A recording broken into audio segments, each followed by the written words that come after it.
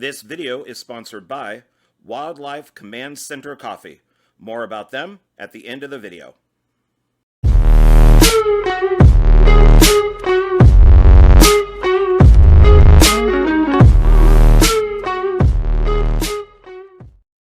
Hey everybody, it's me, John Ward, and I am back with another One Filmmaker, One Film. And today my guest is...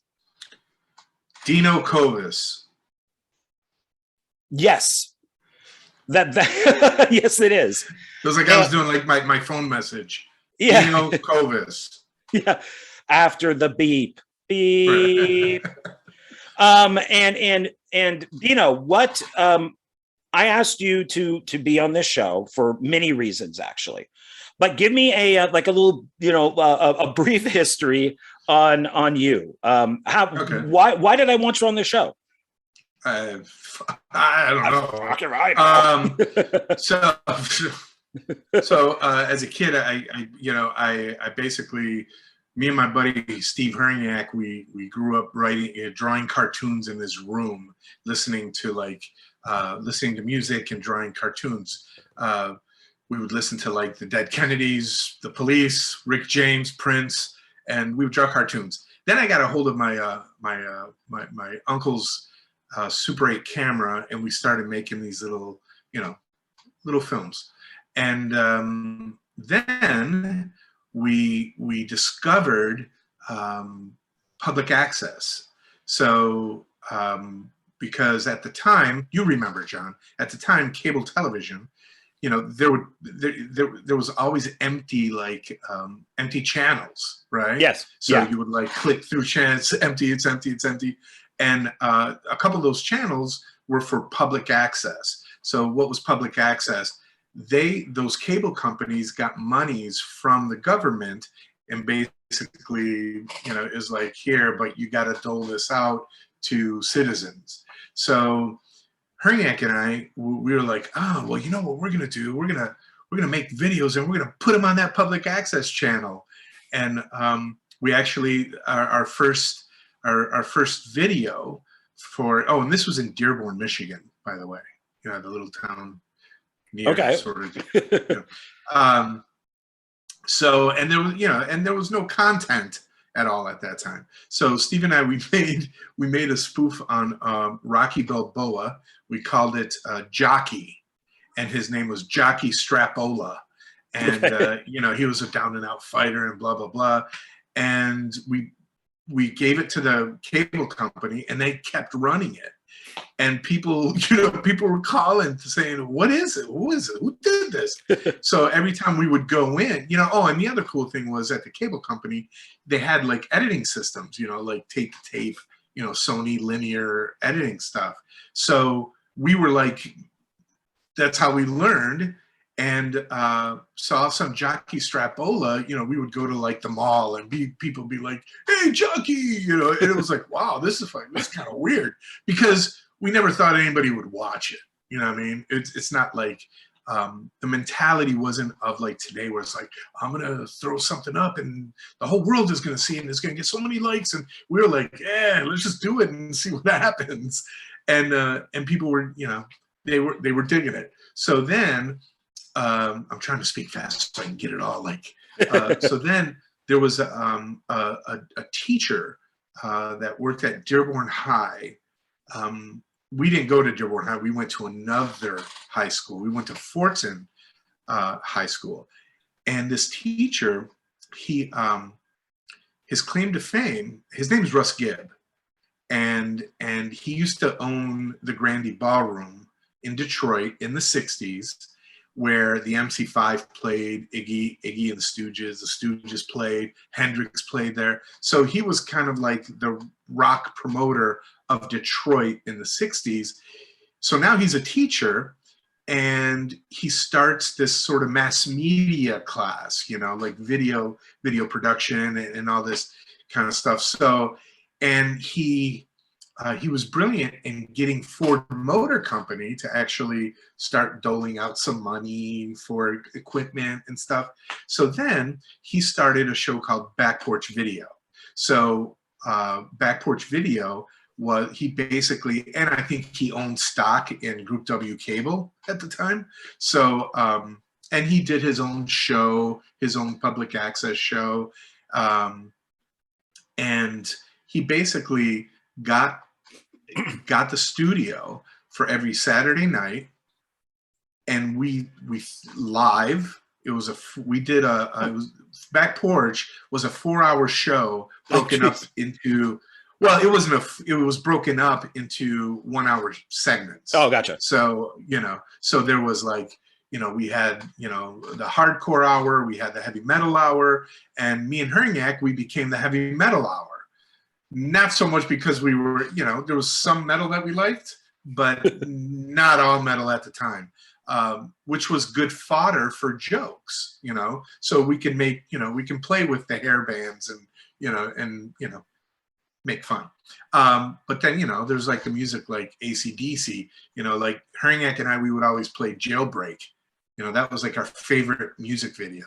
Because then we would bring up the audio and we would do part of the, like, Oh, anyways, yeah. Oh, I know the song. Yeah. Right. So, with a bullet in his back. It was Back Porch Video was awesome because we were kids and we had run of the place. We only had 2 adults.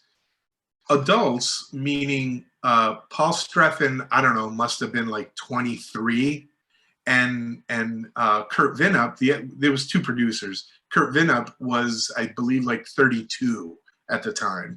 And these were the adults supervising like 40 kids running around the cable, the cable studio and, doing our stuff. So part of Back Porch Video, also part of our show, was that every week we would go out and we would shoot what Russ Gibb would call wacky footage. So we would just go out and we would shoot a narrative, or we would shoot like us shopping for stuff, just stupid, wacky footage. And we would always air that, on our shows. So Steve and I used to get pretty elaborate in terms of, we always planned on doing a video, each week, because it was like, yeah, we could shoot a short, we got the equipment, let's just do it. So we did it. So I did that for like 2.5 years, right? So that took me, into like 1986. Am I dating myself? So, so then, it's kind of funny now, but it's also kind of sad. My mom never watched Back Porch Video because we never had cable, because my mom raised 2 kids. She raised 2 kids being a waitress, at a Detroit restaurant. So, a Detroit diner on top of that. Anyways, so, I would bring her tapes and stuff, but she never got so then one day, Steve's little sister, Anna, who's also a friend of mine, she had heard that they were doing auditions on MTV for New Monkeys. And I think I had known that they were running, again, I didn't have cable, so I didn't know that MTV was running the Monkeys and doing all that. I grew up on the Monkeys. I'm a 2nd generation fan, right? So I watched them coming home from school on syndication, on Channel 50, in Detroit, which is what the what was it? UFH? UHF? Is it? What is it? I don't know the tech. It's like, the channels that weren't in 2, 4, and 7. Yeah, yeah. I think, wasn't there like VHF, and then there was like UHF? Yeah. I think. Yeah. Anyways, so it was on one of those stations. One of those, yeah. Right, one of those. So, so that's, I grew up on the Monkeys and being a fan of the Monkeys. Me too. In the mid 70s, right? Because that's when I was watching them. And a little side note, I always thought when I was watching the Monkeys and when I was a little kid, I thought I was watching a show that was being like now, like it's happening now. I didn't know. It was like, oh, it's from 1966 to 1968. You know, I'm thinking in 1973 and 74, oh, this is now. So, you know, I didn't know. And I remember being at Peaches Records and Tapes. Do you remember Peaches Records and Tapes or no? It was I don't know. It was like a big record shop. It was like Tower Records or that I know. Okay. Yeah. It was, but it was huge, right? And I remember looking at a magazine and seeing Dolenz Jones, Boyce and Hart. Yep. And I remember looking at that going, wait a minute, is that, wait, huh? And then it hit me like, fuck, you know, these guys are older than I thought I was watching the Monkey, you know. So then I started, you know, through Peaches. Peaches only had like the Monkey's Greatest Hits, the one with the orange cover, you know. Where it's the Monkey's Greatest Hits, and it's one of the posters that they used to have out. Yeah, right. Well, that was the first Greatest Hits that I knew of. Yeah, and then there was the Dolenz Jones, Boyce and Hart, and then I started doing, you know, like there was this huge catalog book that they had, so I started going by names, like, and then I found the First National Band, so I was like, oh. So then I started ordering from their catalog, and I got like all the First National Band stuff, and I had the Dolenz Jones, Boyce and Hart. It was like anything that I can grab that was like Monkeys, you know, I would get. And Dolenz Jones, Boyce and Hart was like, I played that fucking record to like. It's a good album. And, you know, it is. It is a good album. And you know, Nevada Fighter. I like great album. You know. So Nesmith, to me, he looked the same, at least. You know, I believe in, I can't remember which album, but you turn it over and he's got his mutton chops and he looks the same as he did in the Monkeys, except minus the hat. So I'm thinking, you know, anyway, so my love for that kept going, right? And then just flash forward now. So now, you know, I even on Back Porch, you know, I would kind of infuse a little bit, you know, of Monkeys, like, you know, just like me and two other friends did Oh My, but we did it like sped up, you know. And this was before I was a New Monkey, you know. It was like I was just doing it because I could and I did it. So then, so Anna Herniak, she told me that they're having auditions, and I was like, well, I can do that, you know. It's like I've been in front of the camera, and at the same time, I was a drummer for a band called Snake Out, and it's a surfabilly band out of Detroit. Cool. And so I was drumming with them, and I was like, you know, well, I play drums, I can be in front of a camera, I'll audition. So I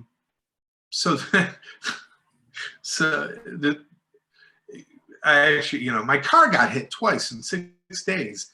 That was like, which was true, and I used that in that was in the audition. Yeah, right. and it was true, because the first time it got hit, it was a guy who was at Back Porch. He was like an older gentleman, and he fucking ran into my car, right? So I was like, dude. So, you know, he came and he gave me a little, you know, bit of cash, and then me and my buddy Stevie Cascardo, we were in Ohio, and Stevie Cascardo was also a guitar player that I always played with, and we were at a party. Well, no, we weren't at a party yet. We were actually we were walking up to a house in Ohio.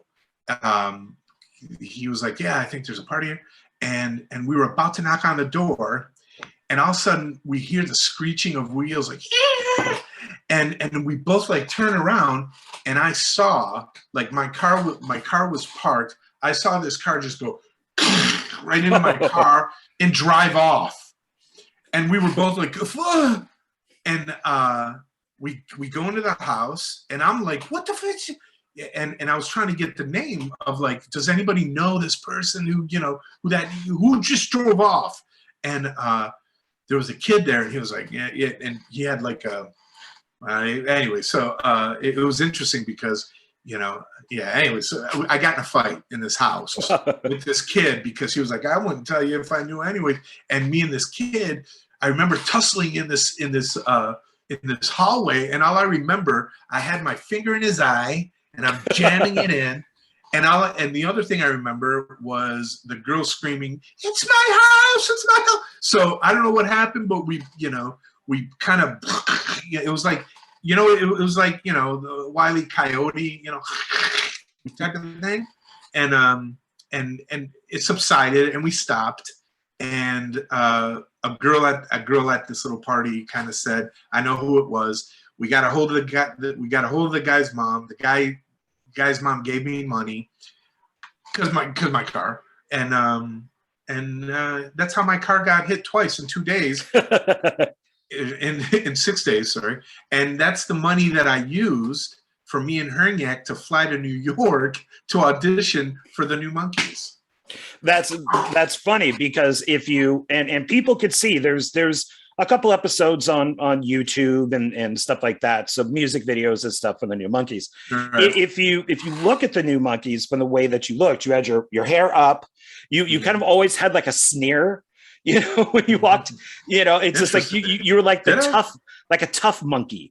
And so I could see where somebody might be scared. It's just like, this guy's coming after me for money for my car, right. Because you looked friendly, but at the same time, it's like, you don't want to cross this guy, you owe him money for his car. Well, yeah. And I had it was a parked car. So he hit a parked car. So, anyways, yeah. Yeah. Well, and just to give just a very small history on this, it's when Star Trek 4 came out, The Voyage Home, massive hit. So, of course, the following year or two, they did Star Trek The Next Generation. Right. And then the Monkees, the original Monkees, had their massive reunion tour in '86. And they were like, let's do the same thing. Let's create the New Monkees, right. and see what happens. Right. And then that's where your auditions come in.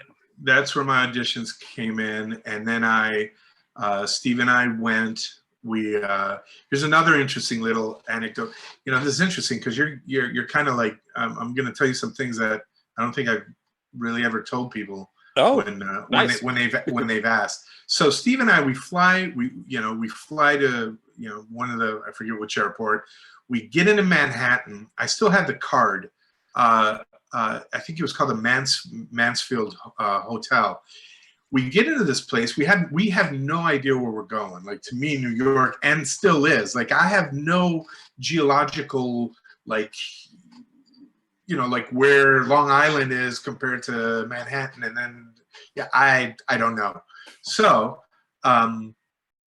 so we get to New York, and we're looking for a place to stay because the auditions are the following day. And we walk into the Mansfield Hotel, and as we're walking in, well, we walk in, and there's a guy behind this podium, this his desk, and we ask for a room. He goes, no, we don't have any rooms. So it was like, okay. So we start walking away, and as we're walking out the door, there was a cabbie there who was hassling this lady for her fare, and she's like, I don't have any more. And she was like this foreign lady, and foreign, because she had an accent, a thick accent, and this cabbie was like, yeah, blah blah blah blah, and I stuck up for her, and I was like, what the fuck are you doing? Just get, and I basically said, get the fuck out of here, leave her alone, and right. She thanked me, and then the guy behind his desk, he's like, hey, come here. He goes, I think I might have a room for you guys. And I was like, okay. He goes, there's no towels, there's no beds, there's 2 couches, and that's it. And I was like, okay, we'll take it. There was literally no towels. There was like running water. It was fine, but there was no towels and there was no beds, just 2 couches. And the guy gave us that room. Steve and I went into the room. And but it was, because I thought of my mom, you know what I mean? Like, because my mom's a little lady from Greece, and and so when I saw this cabbie sort of, messing with this little foreign lady, I thought, Yeah, no, the right thing to do. It touched me. So it touched me. Yeah, it was like, yeah.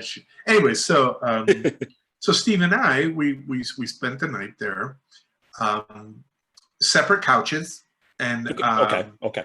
And but one funny little thing was, I remember the lights being turned off, and Steve was trying to sleep, and I was trying to sleep, and I go, "Hey, Steve," he goes, "Yeah, Dino." I go, "Are you touching yourself?" He goes, what? He goes, "No." I go, "I am." Good for you. I wasn't really. It was just that's the kind of relationship we had. We had chatter in the dark. So the next day, because we had the magazine that said, show up at 8 a.m. Don't come early. And I remember them saying, "Don't come early," right? So me and Hringek, we get up and we go to SIR Studios, and we're like, "Is this where it's supposed to?" I don't know. There was nobody there, right? So we look at each other. We're like, "Well, why don't we get a bite to eat and we'll come back?" And to be quite honest, I didn't think that many people would be like auditioning. I really didn't. Oh wow! Okay. I had no idea. Again, I didn't have cable, so I didn't even know the Monkees were touring. I knew nothing. I wasn't at that point. It wasn't like I was when I was 1974. You know what I mean? It's like I have discovered the Who and Stray Cats, and the Gowanna Bats, and so I you know what I'm saying. So right. And I didn't have cable. So I didn't know that there was this whole thing of, monkey stuff. We go to have breakfast and we come back, and that fucking line is like 4.5 hours long. And we were like, what? And so we stood in it. And the first thing that they did was they had 3 tables set up, and it was kind of like a personality test. And we walked up, and they had some people singing a cappella. So they asked me to sing a song, and I heard everybody singing Last Train to Clarksville and I'm a Believer, and they asked me to sing, and I sang Ain't That a Loving You Baby by Elvis Presley. And the guy was like, "Oh, hey, would you be able to come back tomorrow?" And our plane was leaving that night. And I was like, actually, my plane is leaving. And he's kind of looking at me like, because again, I don't know how it works. I thought maybe they'd say, "Good, you got the part, go," Right. So, and I was like, yeah, I'll arrange it and I'll show up. So then that's when they actually had like Blauner was there, and Matt Fassberg and Victor Fresco. They were all there, and we had to improvise, and I played drums. And I remember Victor Fresco, and I told him this afterwards. He was sitting back, he was in the front row, and I'm doing my shtick and blah blah blah, and they gave me a microphone, and he was sitting in the back like this. And I remember thinking, what a fucking dick. I'm like, dude, I'm sitting here trying to and all you're doing is, and only to find out later that he's one of the sweetest guys ever. but at the time, I was like, I'm dying here. And then the other little tidbit was that Blauner told me what caught his eye, right, was, and this is for you as a filmmaker as well, is when people audition for you, what is it that sort of, captures that? Well, what gets your attention? You know what I mean? Right. For Blauner, it was that I was holding the mic and I had my hand like this. I was dangling. I can't do it now because I'll have to stand up. But I had kind of lounge singer like. Bobby did it all. Bobby Darin, who Blauner managed, did it all the time.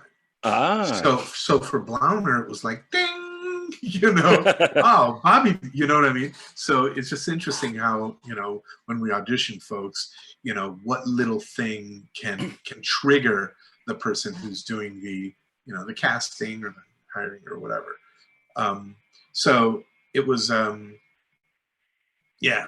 So, I did my thing. And then I didn't hear anything from them. So Snake Out, we went on the road. We were doing a van tour. So we were a 3-piece outfit, and 2 of our friends, and my buddy Stevie Cascardo, who was the guitar player that I used to play with, they came as roadies, but we were in a van. So we went to a number of places, and I remember calling my mom from Kentucky, and I would always call her from the payphone just to let her know that was all right, blah blah blah, and all of a sudden she's like, they come from Hollywood, and I'm like, who called what? I had forgotten about it. We were 3 weeks into this little van tour, so I was like, okay. So she gave me Blauner's number, and I called Blauner, and he said, you're one of the nine finalists, and we'd like to fly you out. And nice. Where are you gonna be? So I was like, hey Len, where are we gonna be on blah blah blah blah? Len Pudge, he's a dear friend. He was a guitar player for Snake Out, he's like, we're gonna be in Portland, Maine. Blauner's like, there'll be a ticket waiting for you at the airport. So we went, we played the show, and they drove me to the airport. There was a ticket for me. It was easier flying back then, yeah. And it brought me out here. I was out here for 3 days, and we did a screen test on the new Gidget set. I remember that playing too. Yeah. Yeah, So so that was that, and Boogaloo. Do you remember Breakin' and Breakin' 2?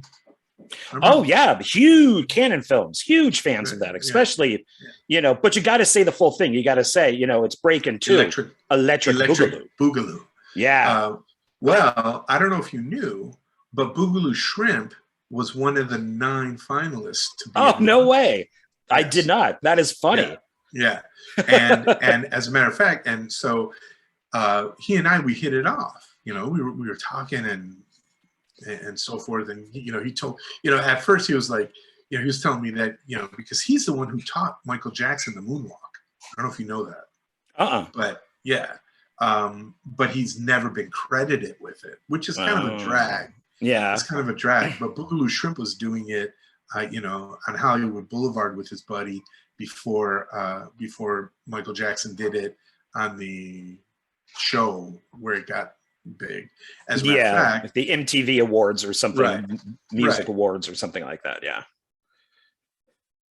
Right. As a matter of fact, Boogaloo's name is Michael Chambers. Michael went to Michael Jackson's house to show him this stuff. So, at any rate, I remember the one thing that I really do remember was me and Michael Boogaloo Shrimp. We were standing on the sidelines while other people were on stage doing their thing, and all of a sudden I feel like on my left shoulder, I feel, and I look up, and it's this guy with a pipe, and he's wearing sunglasses, and he walks away. He's a towering dude, and it was Blauner, and Boogaloo's like, dude, you're in. I mean, he was going crazy, and he was happy. He was like genuinely happy and crazy about the fact that Blauner came and tapped me.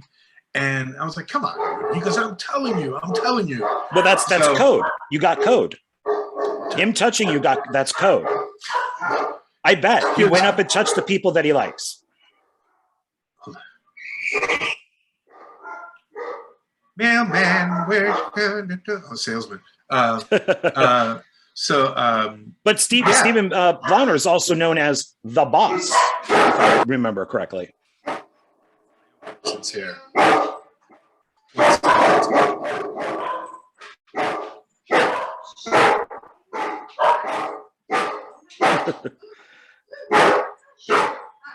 Pull him away from me. For some reason, the other person's sticking around longer than you are, wanting to play with the dogs. But Blauner didn't touch anybody else, actually. Oh, really? So, okay. Yeah. So, he was known as the Boss, but, and yeah. So then I got it. And then you became the drummer of New Monkeys. I never like putting "the" in front. I just always call it New Monkeys. So, right. And the show, it came out in 1987. There were 13 episodes. You guys came out with a CD, which it was an album at the time. What was that? It was an album at the time. At the time, yes, album and cassette. I remember I owned the cassette. Yeah, I got the CD later, and I still think it holds up. I think there's some really good stuff on there. Oh yeah, totally. I mean, Marty and Larry are, they were. They're powerhouses. And the album, I think you can find it on YouTube. God, you can find anything on YouTube these days. Oh, you can find it on Spotify too. It's out really on Spotify. Oh yeah, you didn't know that? Oh, nice. I did not, because I have a copy, so I didn't, so I don't go, so now that I know, there we go, something new. And you sing the title song, which was an accident, because I think Larry was supposed to sing it, and Larry was like, well, why don't you try it, and we went in for the demo, and I sang the demo, and they liked it, which is funny. It's good. I actually think it's one of the best tracks on the album, because John. It's true. It's true. I'm not kissing your rump. It's true.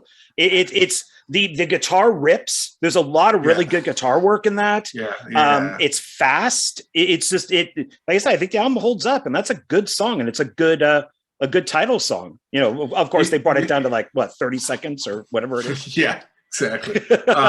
And I find it interesting because it could be, how like there's retro, right? So people discover like bands that existed, but this is better because it's like something that existed that nobody knew about. So it really is new, yeah. So, and the cool thing was that for me, I was even, doing the show, they knew that at some point I would want to direct, and I made that, and they knew it. Sadly, it didn't go far enough for me to do that. So, but the cool thing was, the other really cool thing about the show was they brought in, speaking about filmmakers, they brought in young filmmakers to do things, to do like, what I really like about the show is like the music videos and the shorts, the short subject type stuff, like Dino's Kitchen, or, the whole, the stuff that makes it more of a variety show type thing. That's the stuff that I really like. I mean, we had the guy who did Mr. Bill. I have his card. I have a Mr. Bill credit card. His name's slipping. I should know that too, and I don't. I'm off the top of my head. John. Damn it. I know. Sorry. Right. So he came in and he did, like, I don't know if you saw the driving school one. Yes. The Dino and the driving school, and then Marty with the going in and getting clothes, getting from Trendies or something. Anyways, so it was cool. It was a great experience. It would have been nice to, Well, and it was a fun show. It was. I remember I got.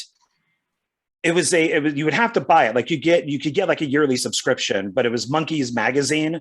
And it was one of those ones that they just made up for like people who paid for it. So you couldn't buy it at a newsstand. And that's how I learned about all this stuff. And so that's when I tuned in, and they would have stuff in there like, can you like the Monkees and the New Monkees at the same time?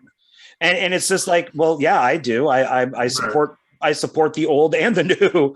So why does there have to be a war, some sort of civil war between the two? Well, I think, and to be quite honest, I think it would have I have a theory. They shouldn't have created a show so close to their, big push new tour being on the, MTV. I think it would have been better if they waited like 2 years, because there were all these plans for the Monkees to do a movie, and there was always certain talks that never came to fruition. So and the way I sort of see it is the new fan base, the new Monkee fan base of, let's say, kids from 13 to 17, whatever that new fan base would be, who didn't know about the Monkees. At that point I was too old to, I already had that, in the 70s, right? So, and I was older than the 14-year-olds. But it was as if they were, so you have this new fan base that are loving the Monkees, that are watching the shows, and all of a sudden you go, here are new Monkees, How could they have not thought that they wouldn't have gotten any kind of like, backlash from that? Because it's all this whole new fan base that just found the Monkees and are loving the Monkees, and now you're going to give us new ones, so I understand. But, well, I remember Davey saying in an interview back then that he's just like he wasn't for it. He's like, well, we're the Monkees. Why didn't they talk to us? Let us choose our replacements. Yeah, I saw that clip too. But it's like, I always go back and forth, dude. You were a manufactured for television. Now, regardless of what anybody thinks, what they became or blah blah blah blah blah. They were a television show. They were chosen for a television show, the way we were chosen for a television show. So as a filmmaker, if I made the Monkees, I'd be like, I don't think you really have a say in what I want to make, if I own. Now, whether it was right or wrong that they decided to create new content, that's another discussion. But as people who own that content, they could go out and be the Monkees. But these, it's like they own that content. They could do whatever they want with that content, So, I could see, and Bert Schneider was not the type of guy that's gonna like, listen to Davy Jones going, we should pick them. You know what I mean? Bert's gonna be like, really? But also you got to think of who Schneider and Rafelson and Blauner were. You know what I mean? I mean, do you know about the whole BBS? Bert, Bob, and Steve Productions. These guys are like filmmakers. They're not, right. You know what I mean? It's about owning content. It's not just, anyways. I guess it's ego. I think a lot of it is ego. I mean, at that point with the original guys, it was massive. Like they owned MTV by that point. And of course, we all know the guy who started MTV, who gave Warner Brothers the original idea, was Nesmith. So it's like it's kind of like, them saying, well, what are you doing? And then, Mike said back in the 60s, I guess, with like Kirshner and all that, saying, well, then we'll just quit. We'll just leave. So it's like, will the show still be a success with 4 guys playing, Joe, Bob, Henry, and Ted over, the original guys? So, well, then that brings me to the question of, because I like the show, I've seen it many times. I even have a bootleg DVD of it here. and here's the back of it. I don't want to open it because the DVD will fall out, but I bought this on eBay many years ago, and sorry, only way to get it. And see, nice guy, but I wouldn't want to owe him money. See that there's the face, and yeah, I like the show. It's not the monkeys. It's something totally different. It's more of almost a variety type show, but with just you guys, because each room was a different thing, and each episode was a different thing, and you weren't living by the beach. And even as a filmmaker, I can sit back and go, wow, they had so many, as being the older person now, it's almost like, certain things weren't utilized. You know what I mean? Like my issue was, even if you watch the stuff now, you don't get to know these characters. It's almost like, I don't know. The 15-minute episodic part, and I don't know if you know about this, but we didn't have union writers, right? And the reason we didn't have union writers was because Bert Schneider had a writer. At one point, they were thinking, I don't know, I kind of thought it was ludicrous, but of doing Easy Rider 2. And this is true. Another Easy Rider again. well, what was going to happen? Rider 2, Electric Boogaloo. Nicholson was supposed to come down from the skies and piece Rafelson and Fonda and Hopper together.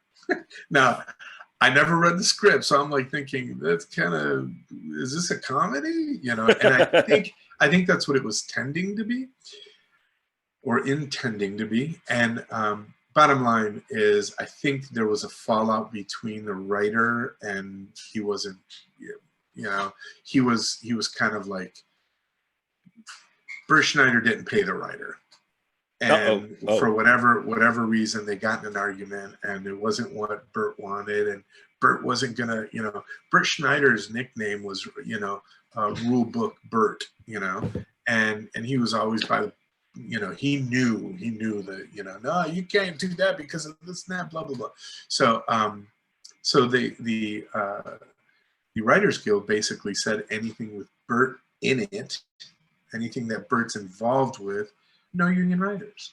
So so we never had union writers, which I think is a problem. There's a lot of them listed on IMDb, like a lot. There's like that many writers listed, and I was expecting that for like for a show. I mean, Conan O'Brien isn't the only writer on his show. There's a bunch of them, right. But there's a lot of writers on this, and the way to, because I want to get to the feature film, the Sleeping Dogs Lie. So I'll ask a couple more questions, then we'll move on to that. So it must have been, I mean, was it kind of New Monkey Mania? Like while you were there, while you're shooting, like the show's going, like what did that feel like? Just to know that you're a new monkey. I went from delivering pizzas to doing this.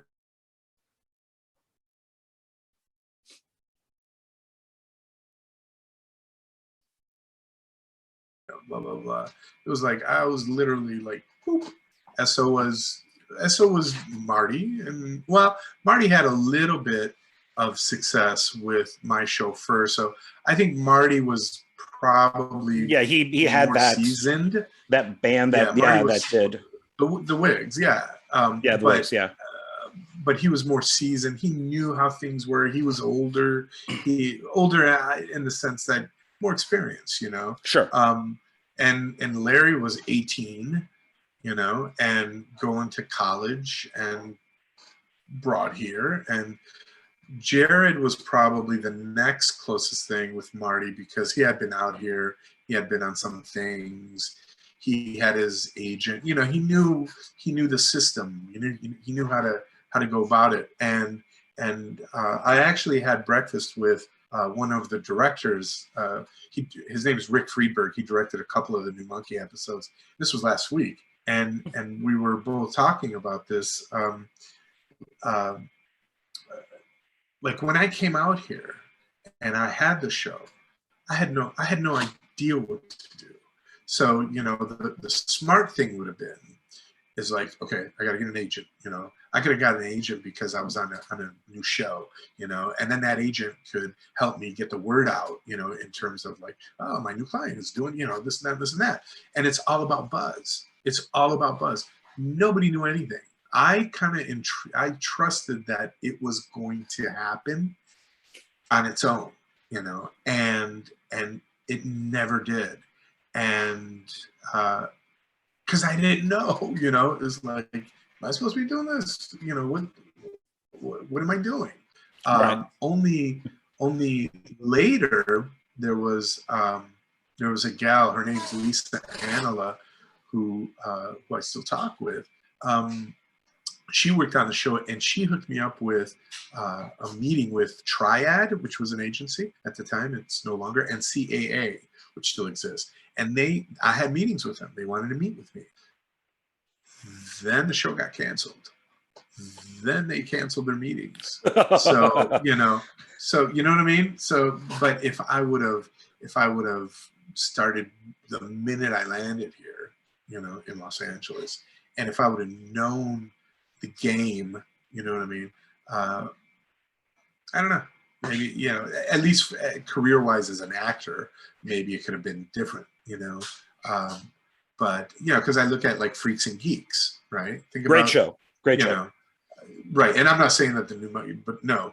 But I'm just saying that a lot of people just kind of, you know, came from that, you know. And then the other thing is when a lot of now, because people are sort of finding the new monkeys and blah blah blah. It'd be like, you know, I hear something like, you know, oh, like Adam Sandler, you know, and I'm like, yeah, but I you know, it's almost like, you know, I had succeeded before he did. It's just that mine didn't, like, you know, mine was, you know, it was like, yeah, you know, and you know, I don't know. Did he have the right team? Did he have the right? I don't know. So yeah. Anyway, so my wife and I packed up. We moved to Chicago. Oh, okay. So one thing, and I mentioned to you before we started, is when the show was on, and of course, the internet wasn't really a thing. There wasn't all this stuff, so you wouldn't hear rumors or whatever. I'm watching the show. I work at a video store. It's on at like 3 or 3:30. New Gidget was one of the shows that it was with, Right. And so I just left it on that block of 2 hours or whatever it is, just at the video store. And then one day there was an episode that was a clips episode, and I'm like, why is this a clip episode? This is weird. This is a brand new show. Why would they be using clips from the other episodes? Did something happen? And then the next week it was gone. Yeah. It just wasn't there. And like they turned it into something like The Boys Next Door or The Kids Next Door. And then they were the boy-girl group that lived by the beach in the big house. And I'm like, did this just replace the New Monkeys? What's going on here? What happened? How did you find out? What went on behind the scenes? Well, we knew we were waiting for, you know, Columbia to tell us that we were going to get the back 9, and we were waiting, and we actually shot a music video, knowing, you know, waiting for the call, and you know, they never called, you know, and I think everybody knew it, you know. You know, I don't even. We did what music video? I'm just trying to think of the music video, but I can tell you the music video, which is the last thing that we shot, and they just, you know, the production, you know, which was kind of shitty. They wanted to save money, basically, so we got paid, you know, in terms of, you know, as the actors, but, you know, we didn't do a 13th show. You know, they put a little bit of money into the Fireside Theater. I think they do voiceover stuff. but yeah, they were, if they knew they weren't going to get the back nine, it's like, why try? So that just sucks. I mean, because it giving it a full season would allow for people to notice it, to watch it, to buy the music.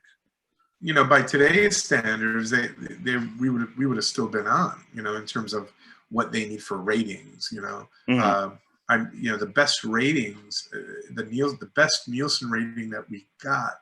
Think about this. So it's 1987, was in Seattle at 1:30 in the morning. Oh, wow. So at that time, there's a movement starting to happen in Seattle. You remember that movement? I think they're calling it the Grunge Movement. Oh yes, I do remember that very well. And it was 1:30, so that's when we got our highest Nielsen rating. Dude, look at this. Dude, let's watch this. Let's get a pizza. Check this out. It's trippy. Right. Doctor Who's on next. Right, exactly. It's like Pee-wee's Playhouse, except they're playing instruments. Sense, what's this? Right. So yeah, man. It was it is. God, it just must be crushing. I mean, it was crushing for me only because I didn't know what to do next. Now what? So I actually started from scratch. So then it was like I had to learn, like, oh, so then I did take the classes, and then I did get my headshots, and I did get somewhat of an agent, and it just, I don't know. It was really, it was a weird period, for me. And that's when I decided, I don't want to be here. And what made me decide that I didn't want to actually be an actor was there were a bunch of us, and this goes into filmmaking, by the way. There was a bunch of us from Dearborn, Michigan here, like about three of us, not including me, obviously, went to USC Film School, and we got together and we made a video called The Godmother, and I played the godmother. So what we were doing was we shot it in like 7 months, and we would edit it whenever each one of us had time. We would go, and it was like this little editing system at the time. Anyways, and I remember one day I had 3 auditions, and in between those auditions, I went to my friend's house to edit The Godmother, and I had, I felt more fulfilled doing that than, hustling to dog and pony to be an actor. So okay, yeah. So I just felt like I'm not 90210 material, blah blah blah. So I left, and I wanted to go do what I really wanted to do, which was make films. I wasn't going to do it here. The other thing was my buddy Stevie Cascardo, who I told you I played with before. We made plans to live in Chicago and play in a blues band and create a blues band. And we actually recorded some music called Beat the Weasels, and which is out on Red. No, it's I'll send you a copy. I'll send you, like, it's kind of like rockabilly and blah blah blah. So I like rockabilly. Rockabilly's good. I love rockabilly. So and right when it was about to happen, he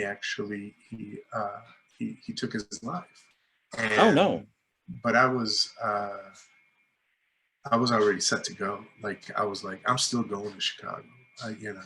So that's what I did, and went to film school there, Columbia Film School.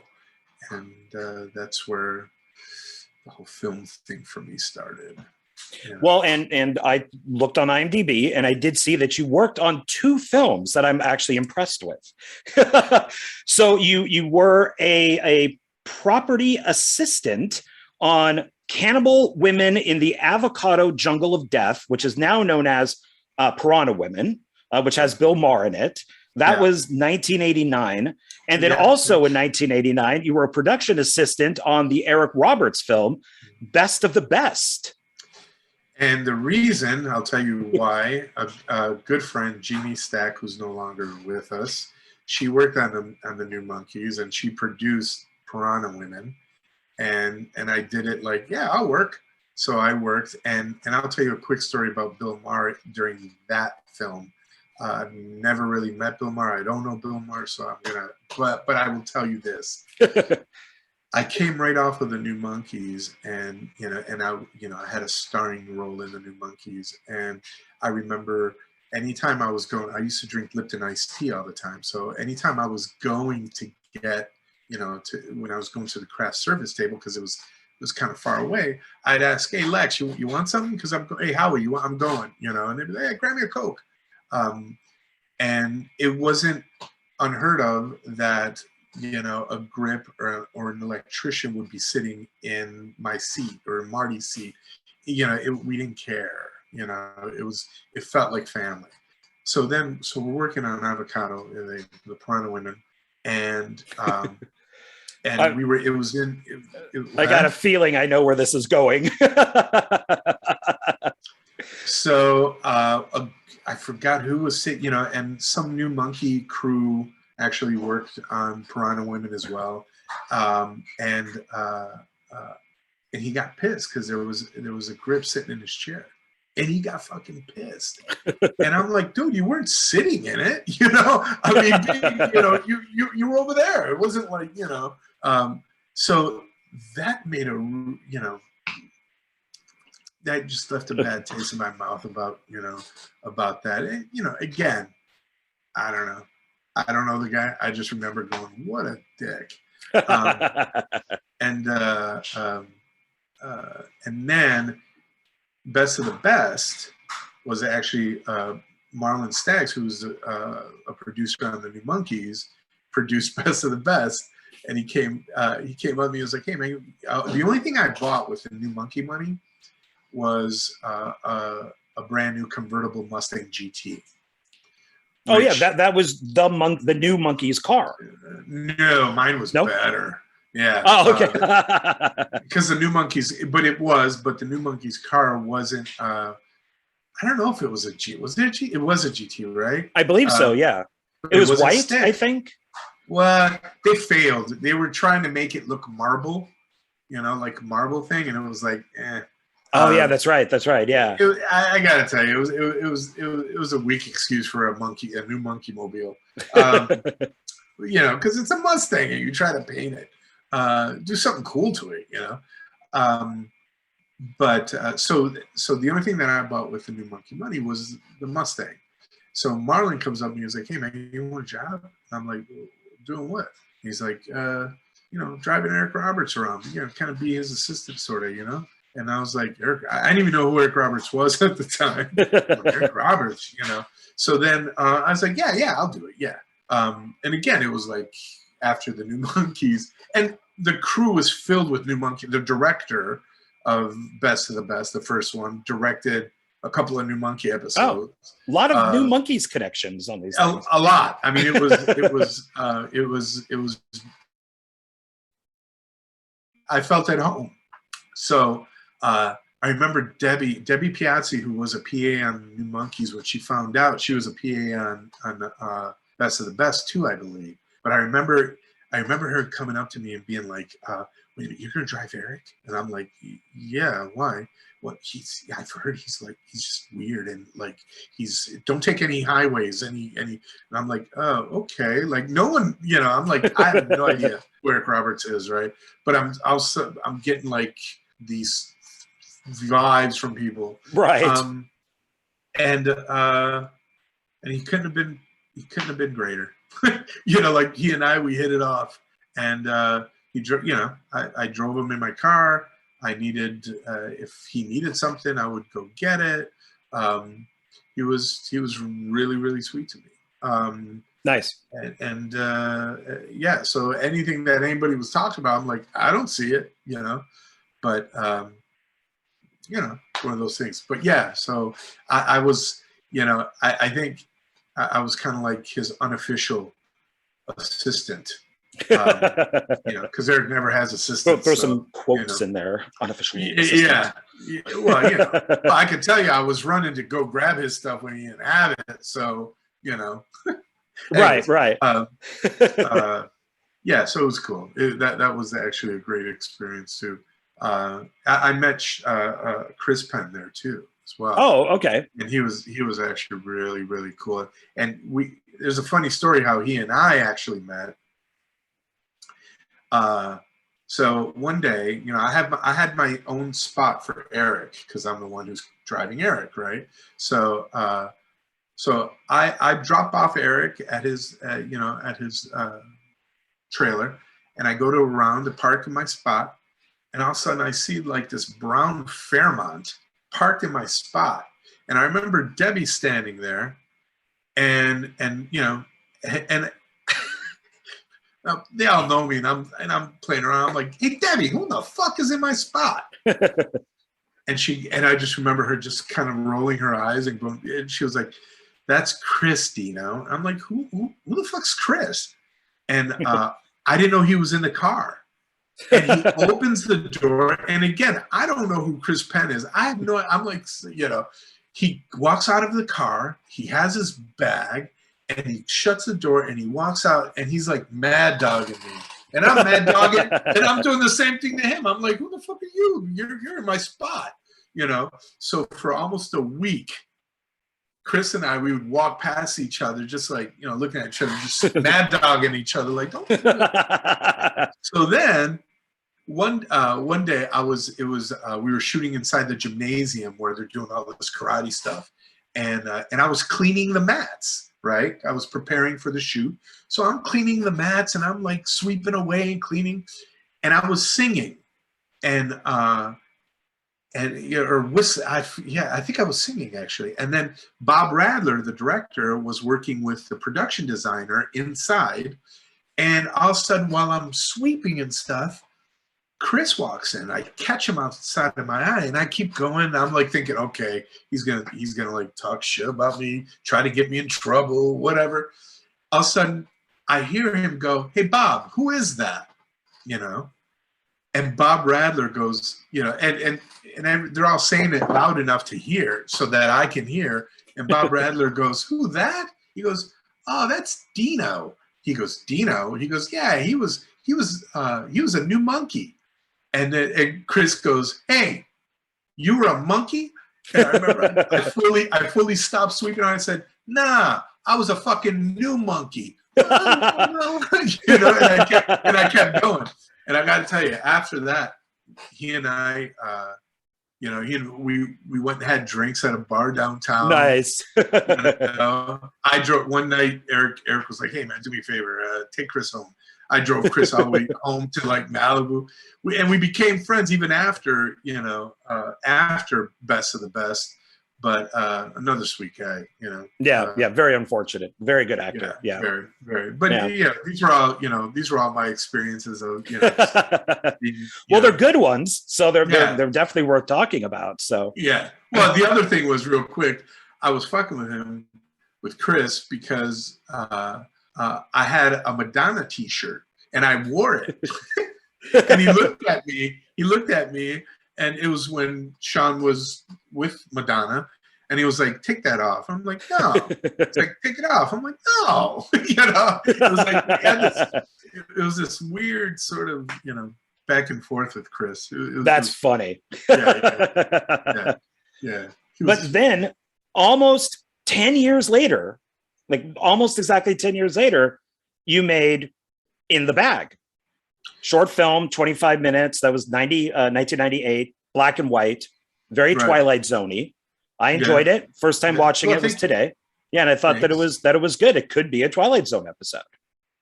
And that was the intention. So thank you. You're welcome. I appreciate that. And Sean Bishop, the lead. Yes. Okay. Have you recognized him at all? He looks very familiar to me, but I couldn't place it. I should have looked him up, but I didn't.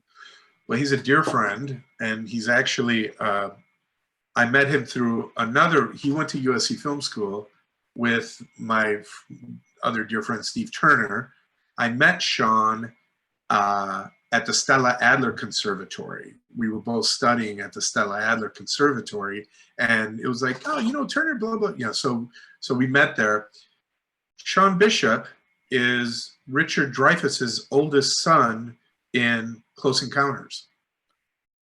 Okay. You know, but I don't know about Goofy Golf. You know? You said we're gonna go play Goofy Golf. So Sean and I, we hit it off because we joked that, you know, we blew our loads too early. Metaphorically speaking, of course.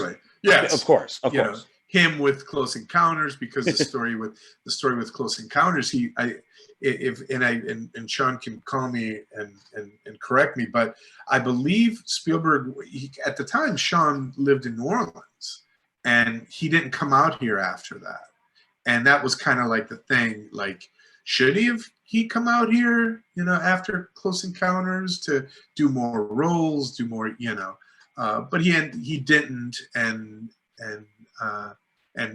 there's probably a much longer story to that. But yeah, that's Sean. Sean is a star of In the Bag, and he did me a huge favor. Yeah, I'll if you don't mind, I'll put the Vimeo link to it down below so people can watch it, because I do think it's worthy of Twilight Zone or Outer Limits or any of these ones. I mean, it's almost that perfect length to have as an episode. And shot on Super 16. Oh, really? Yeah, that's not, yeah. So here, a fun production kind of anecdote is that we shot 3 days in Chicago, because at the time, you know, I was living in Chicago, and then we took a 5-ton truck and crew and went down to Michigan. So the rest of the stuff is in Michigan. Okay. So and a fun little thing about this was, so you know, you're set up, you're shooting, you know, you're ready to go, right? There's a scene where everything was falling apart, like at this time. I lost a location. The actors, it just wasn't happening. The location where we were shooting at wasn't happening. I had, you know that scene with the candles, you know, the candles. Yeah, where he goes back to the woman's house. Yeah, right. So that was a reshoot, you know. Yeah. So because we were about to shoot that, and that's when the next day I lost my location to, you know, this thing that happens in the street. You know, when he was like watching it and it happens. I don't want to say it, you know. Right, no, because that's a good part. So it's a good part. So all that was the following day, and I lost the location you know, to do that. So and the police, I was talking to anyways. So I had to make the call. You know, I looked at, you know, Bill Conley, who I love, and he was my DP. You know, he was looking through the lens, and we were all tired, you know, and I said, "We're pulling out," and he looks up at me and he goes, "You want me to go wider?" I'm like, "No, dude, we're pulling out. We're stopping." You know, and he's like, you know, and my gaffer Rick Rios, who's also a friend, he was like, no, like everybody was like, no. And I'm like, it's not happening, man. It's not happening. And I called it. I basically said, we're stopping here. Oh, wow. What we got so far is great. We'll come back and we'll shoot this scene and we'll do that other scene that I'm telling you about. So we were almost done. And I stopped. I stopped the shoot. And it was probably the smartest thing I did, because we wouldn't have gotten it. And we basically, you know, we packed up, and I remember, then we came back down with a little less of a crew, and we knocked it out in like 3 days, what we needed to do, you know.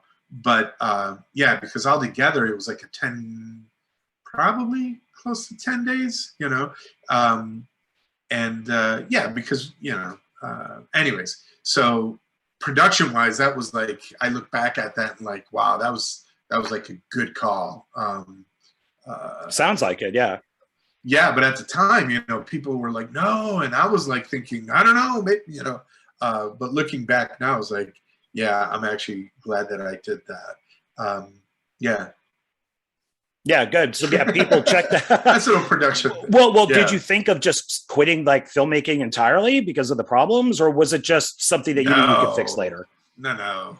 You mean because of that, to stop shooting? Yeah, I've interviewed some people where they've had such a miserable experience. They're like, I didn't want to make anything again, but they did. So, and they were thinking. No.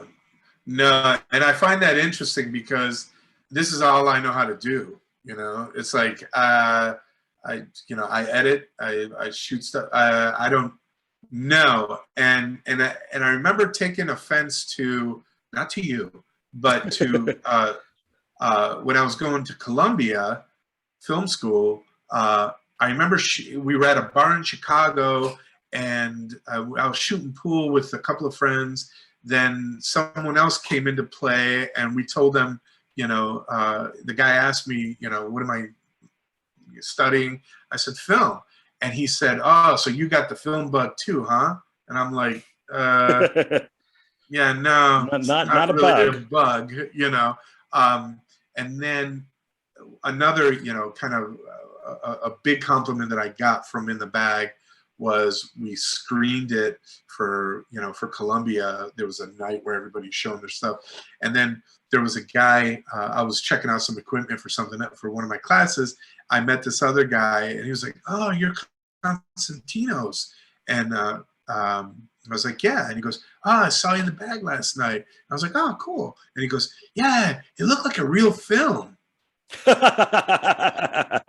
I was like, thanks. You know, I didn't like, he was complimenting me, but right. It was like, it looked like a real film. Okay, yeah. I understand saying that today, because I have said that for stuff. I've said, oh my God, it looks like a real movie. I say it to myself. Right. I don't say it to the filmmaker. But these days, the quality of indie and like micro budget filmmaking is so hit and miss that it's some stuff just looks like it was shot on a phone, which is fine, I guess. And then some stuff looks like it was shot professionally. Right. Well, you know, it's interesting because I just watched something from Blumhouse Television. It was what was the name of it?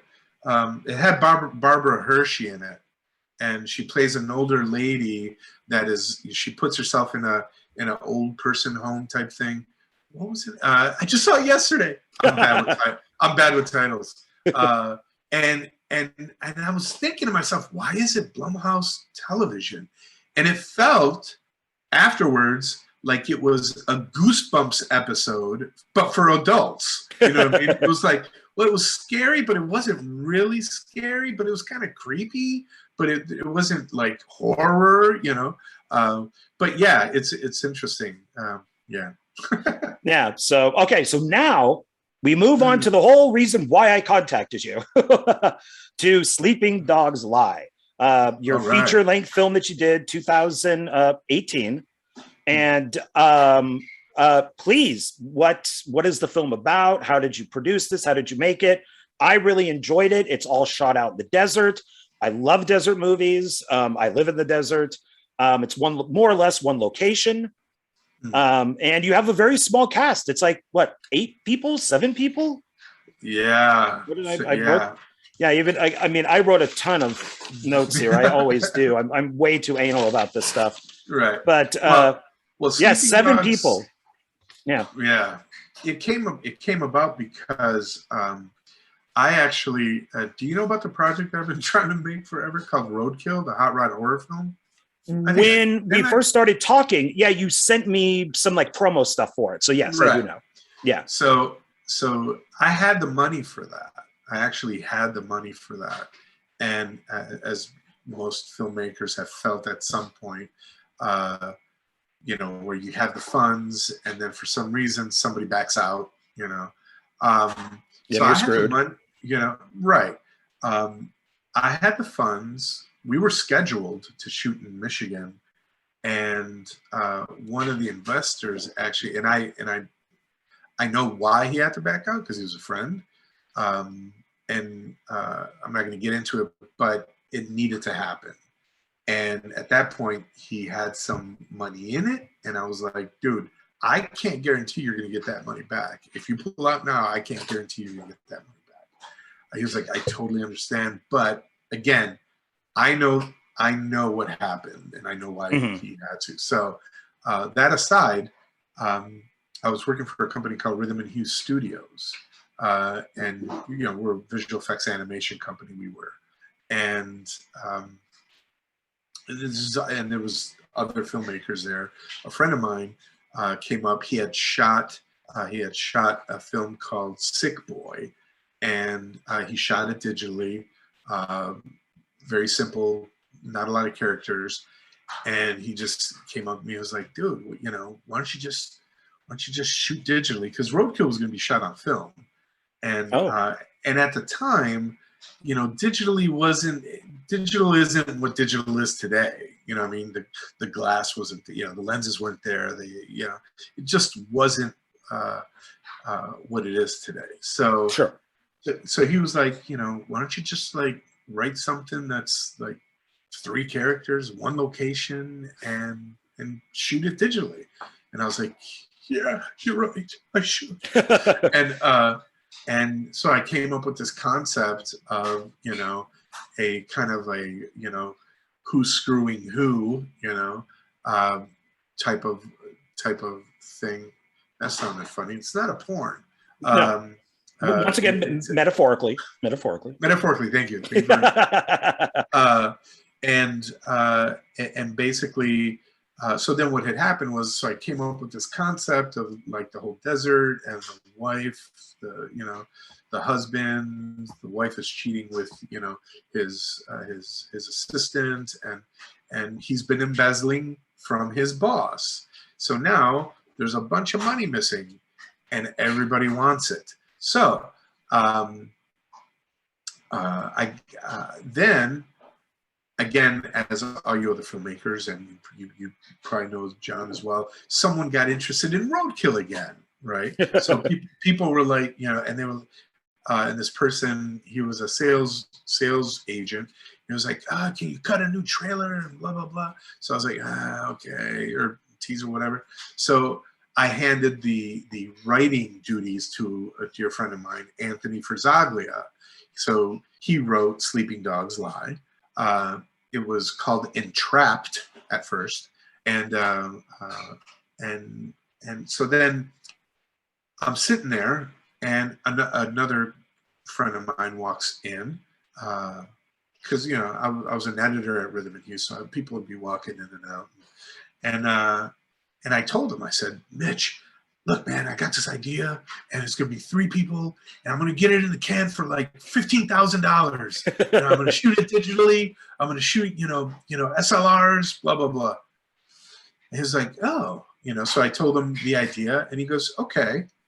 I said, okay, what? He goes, I'll give you the 15 grand. I'm like, really? He goes, yeah. So I was like, awesome, So I told Anthony. Anthony finishes the script, and we start talking more, and all of a sudden, I through Anthony, I meet Joe, and Joe, the DP, he has his own gear, and he says to me, not camera gear, but lighting gear. And he says, I know someone at Panavision. Maybe we can get, some stuff from there. I was like, Panavision? Nice. Yeah. Okay. Yeah. That'll be great. They're just a little company, but good, right? Right. So, we go to Panavision, and they're like, yeah, we'll let you use the Genesis digital camera, I was like, great, and we'll give you a DIT, a DIT station, and so we got all our stuff from Panavision. Thank you, Panavision. But then what happened, right, was because we got more gear, the crew needed to become bigger, right? So as the crew got bigger and the gear got more expensive, more insurance is needed. So now Mitch is like, I got to put in more money, and I'm like, hold on, dude, and I love Mitch because he kept saying, I kept trying to tell him not to spend money, and he was like, but if we want it, I'm like, easy, we can make this for like, we'll get it done. And so we ended up spending more than $15,000. And because the crew got bigger, we needed to feed people. My friend, Colleen Stewart, whose home it was where we shot, she's also a caterer. So she cut us a really good deal, and she catered it as well. So, my whole thing as a filmmaker, if you're going to come on and you're not getting, your full rate, you're going to eat really, really good. Sure. Food's very important. Very important. So our crew ate really, really well. And yeah, man, it was we had some technical issues because of the heat. With the camera, I never shot digital. The camera was heavier than I thought. It was difficult to move. Once we had it on, dolly tracks, it stayed, for a while. So it wasn't like, it wasn't very mobile, and it was heavy. But yeah, we kind of pulled it off. Yeah. So what was it like? Because I made a film, Meat Oak Massacre 4, all shot out in the desert, day and night. Meat Oak Massacre, and it was. I mean, you're talking 104 degree weather to 50 degree weather at night. It's the blazing sun. What was it like for you to go between day and night, just being out in the desert? Yeah, well, it was like July, so it never really got cold, but it was hot. And we were mostly in the house except for some parts. So once we finished principal photography, I took it and I cut it, and we needed more. There was more stuff that, story wise. So everything with Nakamura, the whole pool scene, the whole that whole pool scene was extra days. It was a shoot because we needed it, and for the story, just for the stories, it was like so. And that we shot, with an, DSLR, and it was awesome. For some of the underwater stuff, I rented the casing for it, and that was cool. My buddy Steve Carter, who shot, the Nakamura pool stuff, he's a cinematographer. He never worked underwater, so I got another friend of mine who's a scuba diver, and let us use his gear, and he showed, he put Carter in the gear and actually went underwater and shot underwater. So it was kind of cool for Carter as well, because it was something he never did, I'm sorry, what was your question? Well, what was it like to shoot day versus night in the desert? I wish we would have had more in the desert. we were sort of we didn't have a generator because we were tied into the house because we thought we would need a generator. It would have been nice to have a Jenny to throw a little bit more light. And yeah, some of the night stuff it would have been better to pump up with light and dial it down, later in post. But there wasn't any information there. You know what I mean? Shooting digitally. So, and it was a Genesis camera. It was, to be quite honest, it was one of the older cameras, really older camera. And if I may be, can I be honest with you, Joe? Of course you can. Okay. We actually shot that in 2012. What? Yeah. And what happened was, so we shot, was it 2000? Yeah, it was 2012, 2013. No, it was 2012, because what had happened, so I started, because a lot of us were working at Rhythm and Hue Studios. So what the plan was I could get, certain, there wasn't a lot of visual effects, but there is some, and visual effects meaning, compositing and stuff like that. Not creatures coming out and killing you. Gotcha. Right. So a lot of But you do have coyotes. You do have coyotes. So those are creatures in a way. That's right. Yeah. Which is actually my dog, Louie. Oh, that's funny. Yeah. Yeah.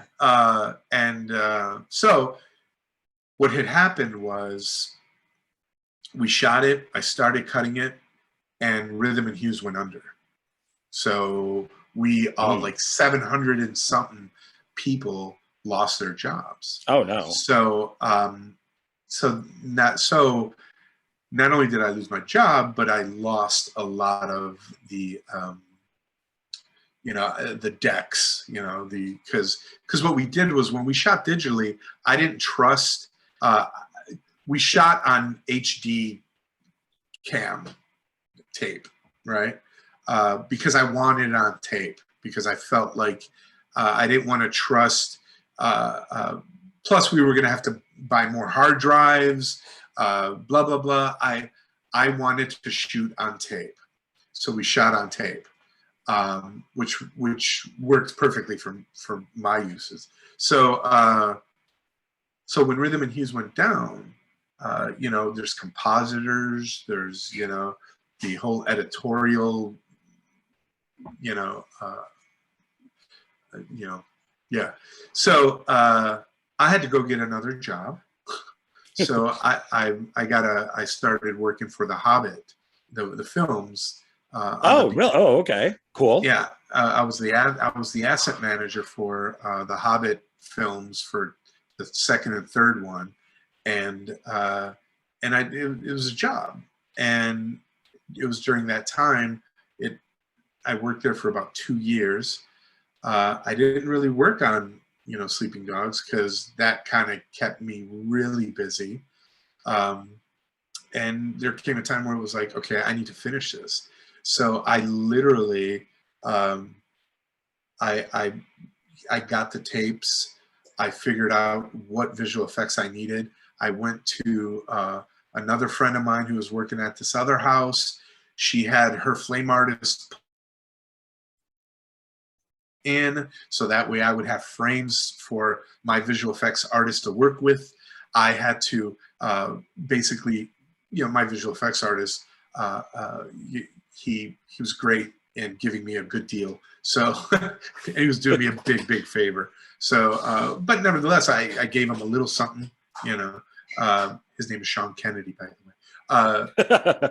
Very, very, very sweet guy. So I basically knew that I had to take it to the finish line, kind of alone. You know what I mean? Oh, okay. I did hire another editor to take a look at my cut. He tweaked it, which was really, really good. And then I went to another friend who worked on The Hobbit to basically do the color correction and put it all together.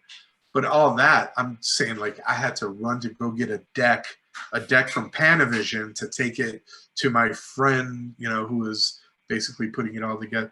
It was just a lot of legwork, you know. Wow. And yeah, and it was basically, I had everything in one place with rhythm and hues, and then it went away. So it took me a long time to kind of finish it. And then once I finished it, my friend Miguel, who's actually the actor in it, he turned me on to a couple of his sales reps that he, you know, because he was in a few movies and he's actually doing really well now with his own. He directed a short. Anyways, so yeah, man. Then I found a sales rep, and then we got a little bit of distribution, you know, for America and Canada and the Middle East. So yeah. Yeah, it's on Tubi, so people can watch it on there. And where is it? On Tubi. Tubi, okay. Yeah. Is it free? Oh yeah. Oh, you don't know Tubi? Tubi is great. Tubi. Okay. It's my two films, my two Axis movies are on it. A lot of people's films are on it. It's all free. There are commercials within it, you know, within the movies, which is okay. And then because you're getting it for free. But yeah, I mean, there's horror movies, sci-fi, action, TV shows. So let me ask you, so they're playing it with commercials. Yeah. But who's getting the money for the commercials? Probably the distributor that put it on there, because I haven't seen any money from it. And the Axis stuff has commercials. So it's whoever your distributor is probably making the money off of that advertising. Which I don't mind. I just know that, like, once in a while, I go on YouTube and I'll do like Sleeping Dogs free movie, and there's people who have put it up there, and there's a part of me where I'm like, I think that's cool. So here's a funny little story. So there was a guy who put it up there, and it had like 1,500 views. So I'm like, oh, that's cool. So instead of like me being like, hey, that's my movie and blah blah blah, right? I tried to reach out to him and be like, hey man, you know, that's pretty cool. You know, maybe we can, you know, where are you? Where are you showing it? I'd like to know, so I know what's happening, and maybe we can do a little something. And he never got a hold of me, you know. So I was like, and I tried again, and I was like, okay, well, I'm sort of trying to be cool about it, but apparently you're not being cool about it. So stop playing it.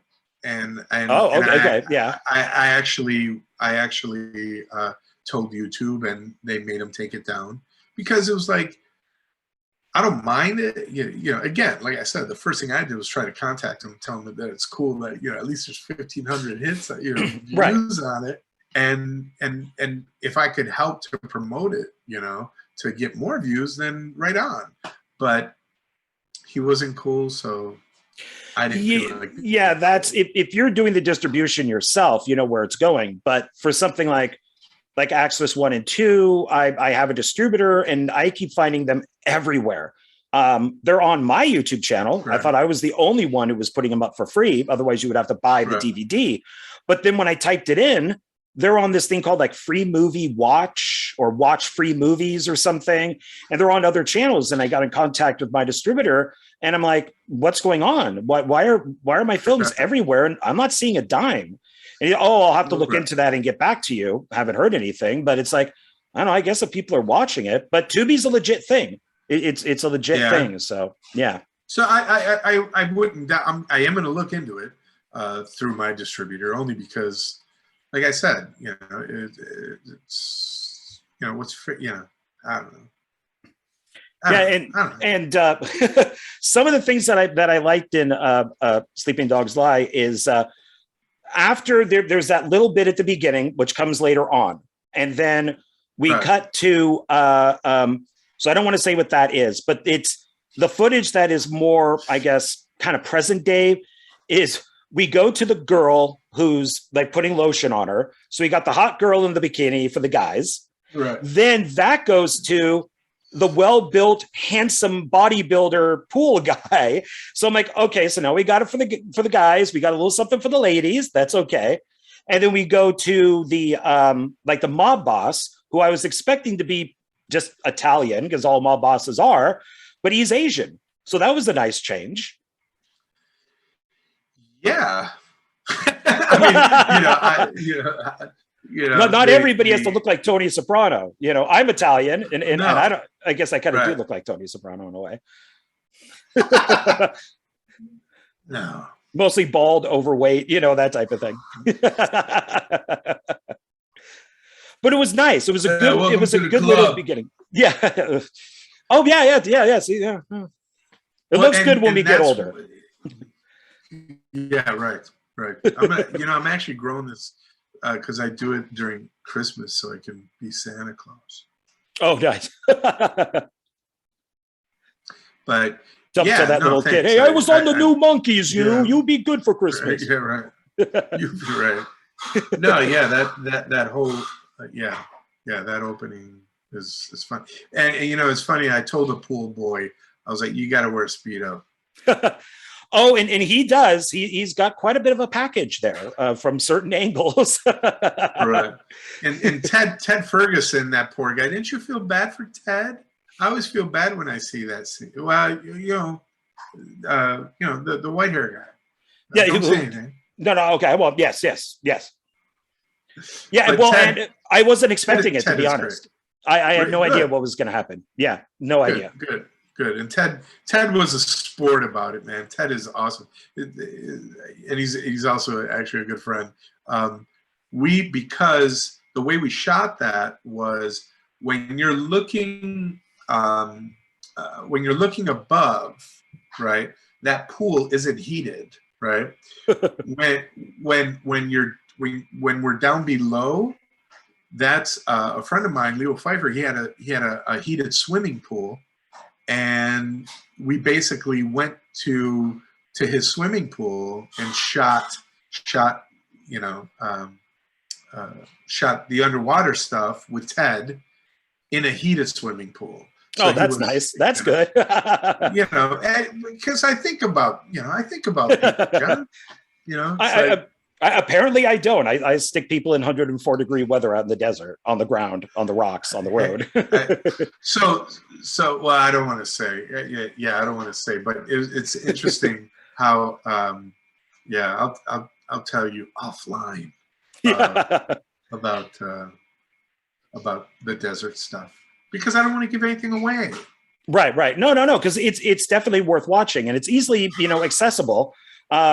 I didn't know that we were going to do this interview so quickly, so I actually bought a copy off of Amazon. It hasn't arrived yet, and I was going to hold it up and say, "Hey, look, here's the DVD and everything." But I guess this is just as good, Right. But another thing I liked is the quotes at the beginning of the film. You have the Navajo proverb that's very serious about the coyotes. And then that cuts to Wile E. Coyote quote. So I'm like, okay, I know what I'm getting into. Serious and funny, Right. Yeah, totally. Yeah, it was seriously funny. Yeah, and I like the titles. I've mentioned this many times. I'm a big titles person. So I like how the titles kind of disintegrated on screen as they came up. Right. Yeah, like they're blowing in the wind, in the desert wind. They're blowing in the wind. And let me ask you, did you get a sense in the beginning with the title sequence who actually, and it was so funny because did you like the song in the title sequence?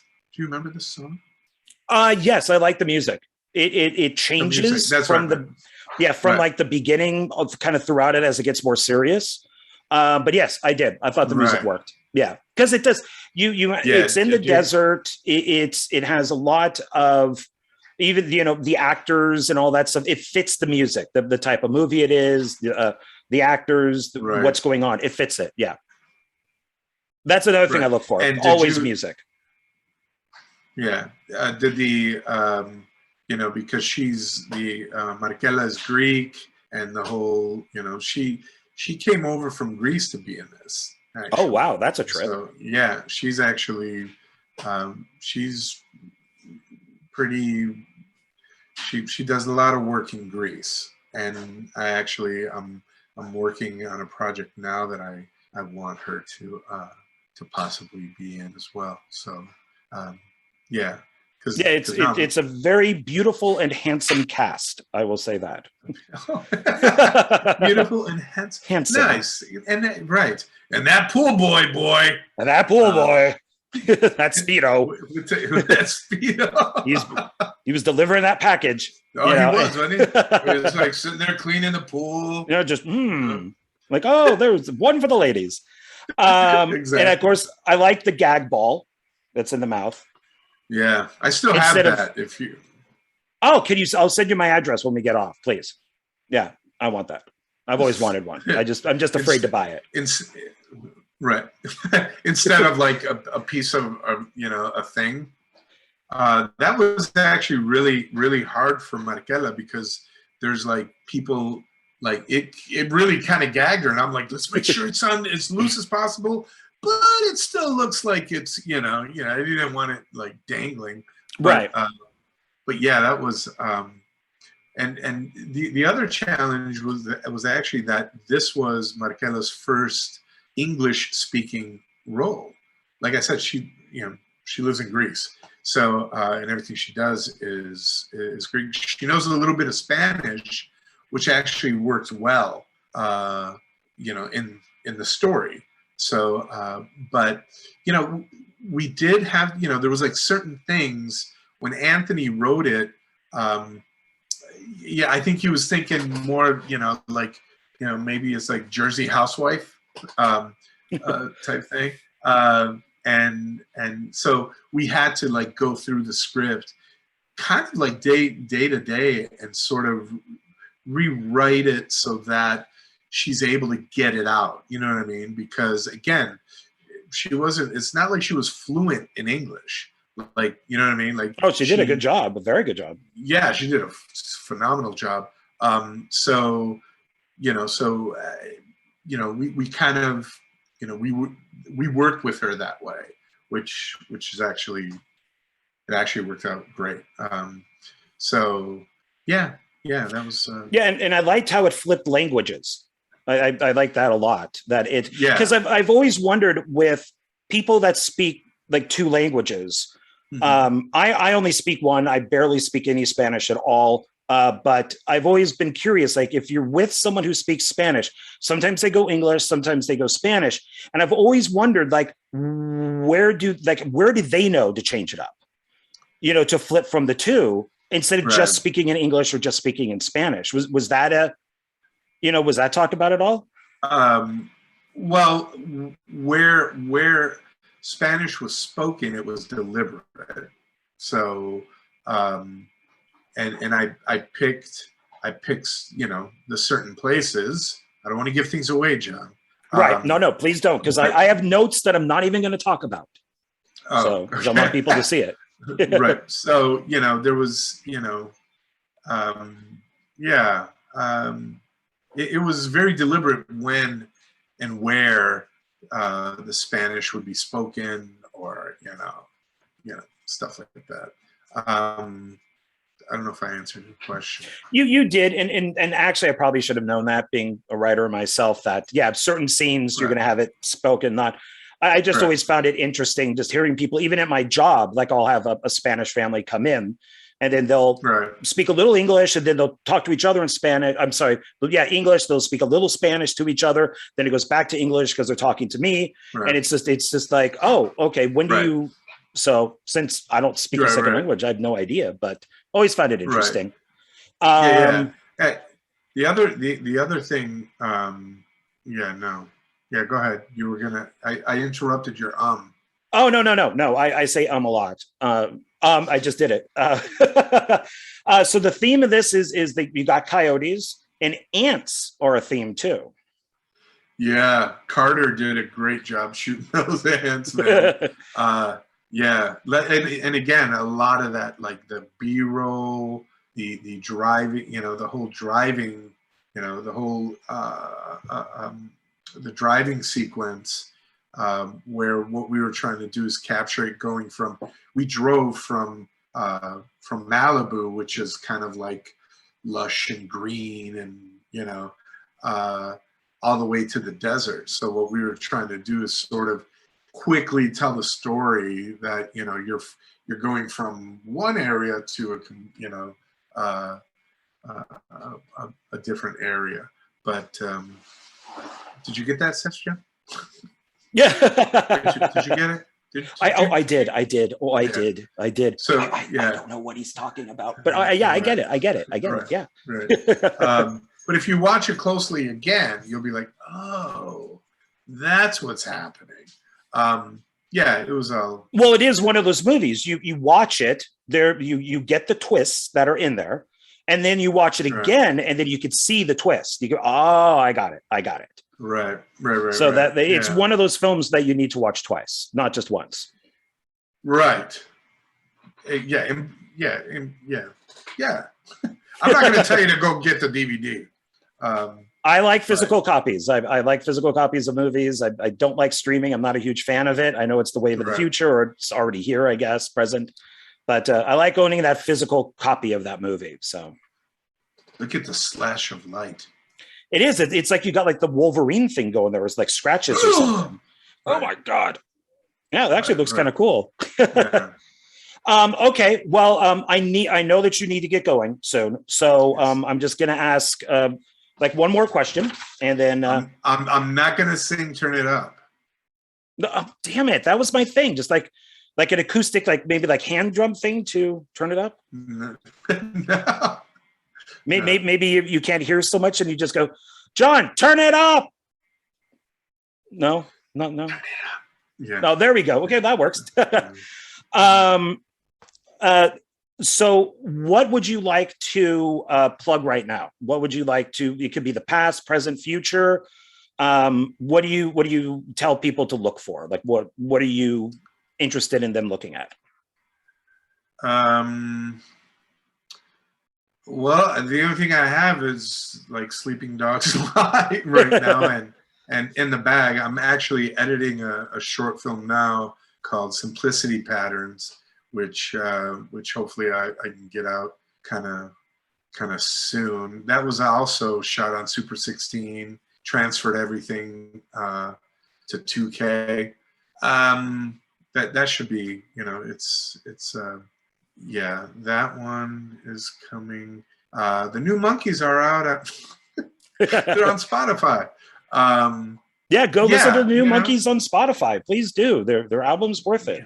I think it's still good. I mean, it's, you know, it's got those ballads in there, but there's plenty of songs that rock too. So, well, you're also acting, I saw, in a film called The Way It Is and The Way It Used to Be. And that says it's coming sometime this year. You play Red. Yes, Steph. Yeah. You know, I don't do much acting, but you know, if a friend asks me to do something, you know, so Stephanie, the director, who is actually, you probably have seen her in the Roadkill material.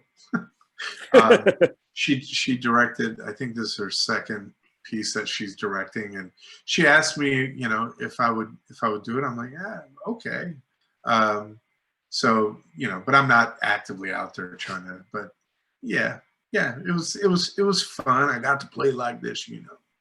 And my beard was actually at the time, because this was before COVID actually. So it's they're trying to finish that up right now.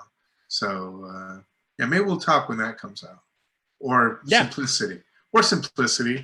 But go get Sleeping Dogs Lie. Yes, go get that. Go watch it. Support it. Always support. Support it, you know.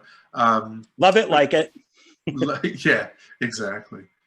So, yeah. All right, cool. Well, all right, because I know you got to get going, and I don't want to keep you longer than I need to. Yes, and you should tell everyone you know, John, to go out and see as many John Cassavetes films as possible. Yes. If you want to, you know, filmmaking, there's the filmmaker right there.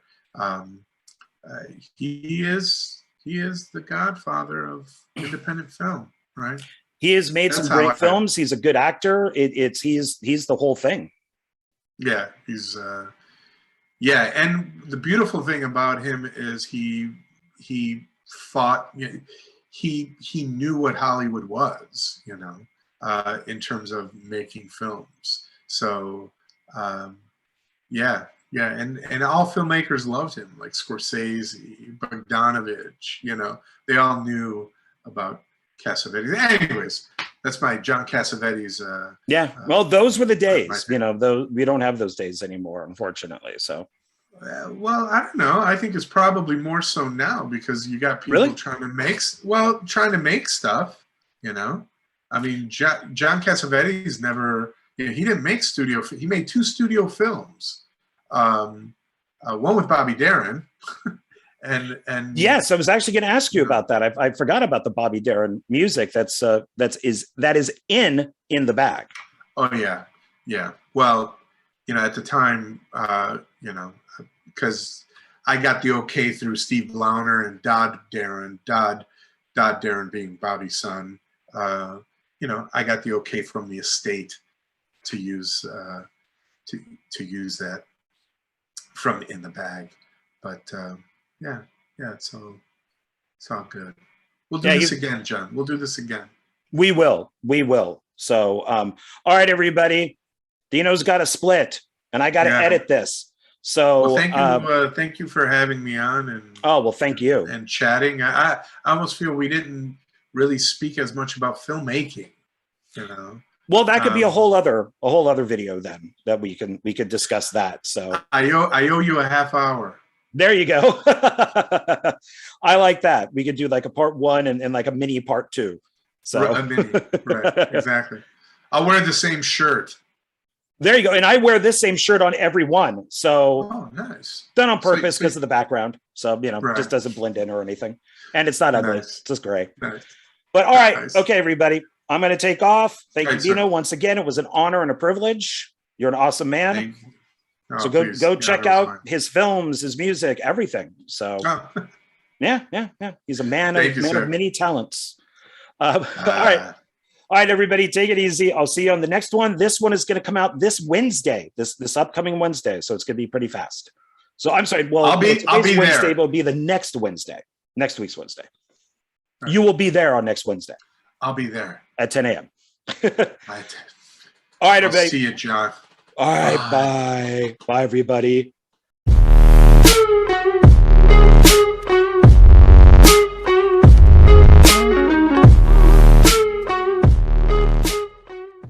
Hey, everybody. Thanks for hanging out after the video.